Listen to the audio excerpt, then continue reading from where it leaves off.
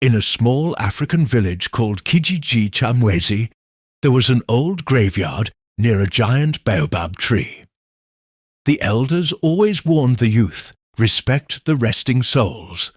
But 4 young men, Juma, Kito, Baraka, and Seifu, never took those words seriously. One evening, they were walking back from town as darkness covered the sky.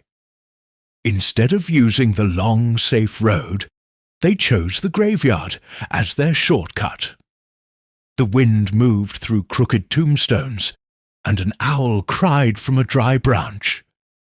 To hide their fear, they laughed loudly. Kito pulled a bottle of strong alcohol from his bag. They sat on a wide old grave with faded writing, drinking, joking, and playing music.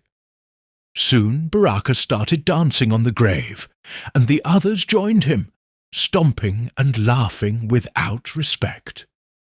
After a while, they left the graveyard and went home, still laughing. That night, Baraka fell into a deep sleep and began to dream. In his dream, the 4 of them were walking out of the graveyard together. The air felt heavy and silent.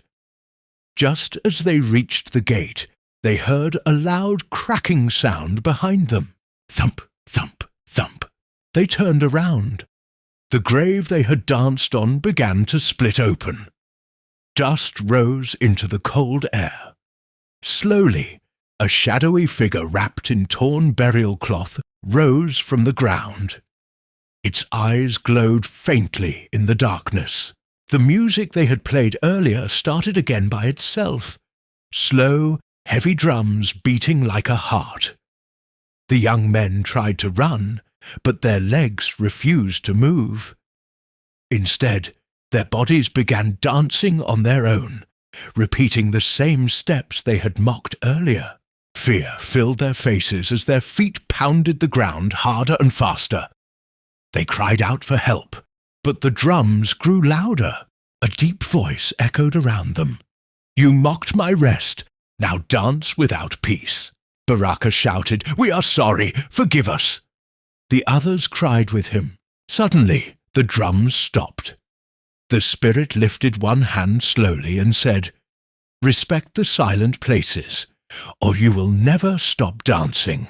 Baraka woke up screaming, covered in sweat. His heart pounded like drums in his chest. The room was quiet, but he could still hear faint echoes in his ears. The next morning, he ran to his friends and told them everything. They were shaken and frightened. From that day on, they never used the graveyard again.